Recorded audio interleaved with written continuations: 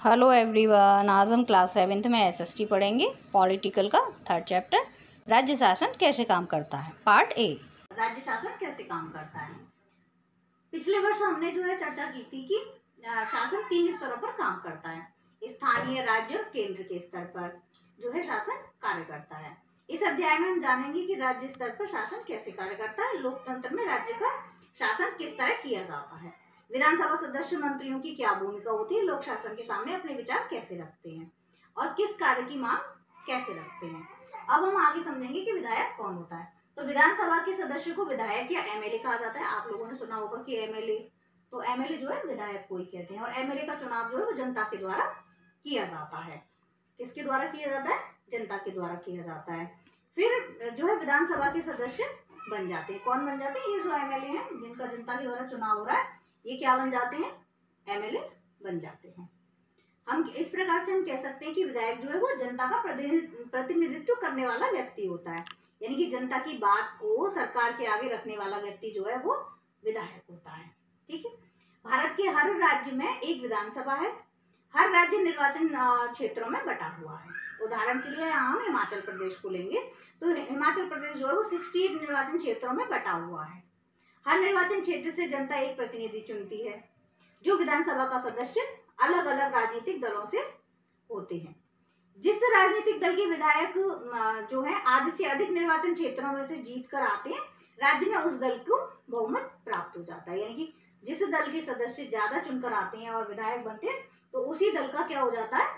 प्रतिनिधित्व हो जाता है।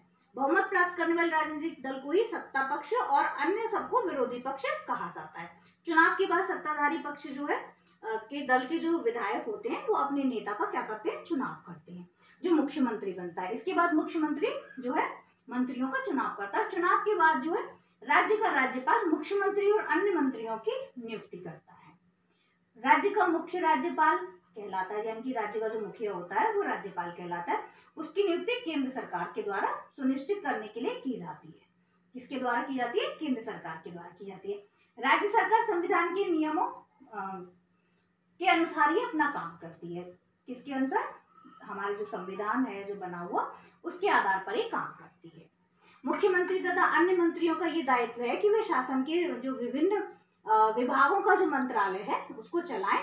अलग अलग कार्यालय होते हैं। विधानसभा ऐसे स्थान है जहाँ सभी विधायक, चाहे वे सत्ताधारी दल के हों या अन्य विरोधी दल के हों, विभिन्न विषयों पर चर्चा करने के लिए एकत्रित होते हैं। और इस तरह विधायकों की दोहरी जिम्मेदारी होती है, एक विधायक और दूसरे मंत्री के रूप में। कई बार सत्ताधारी दल के किसी एक पार्टी से ना होने के कई कारण भी होते हैं। और जब हम देखते हैं कि भिन्न भिन्न पार्टियों के सदस्य होते हैं, किसी एक दल को बहुमत प्राप्त नहीं होता है, तो फिर हम एक गठबंधन सरकार का निर्माण करते हैं। यानी कि पार्टियां क्या करती हैं? भिन्न भिन्न पार्टियों के सदस्यों को मिला करके ही वो एक सरकार बनाती है, जिसको हम गठबंधन की सरकार कहते हैं। अब विधानसभा में बहस, मुख्यमंत्री तथा अन्य मंत्रियों को निर्णय लेने होते हैं और सरकार चलानी होती है। जो भी निर्णय लिए जाते हैं उन्हें विधानसभा के सदस्यों द्वारा अनुमोदित किया जाता है।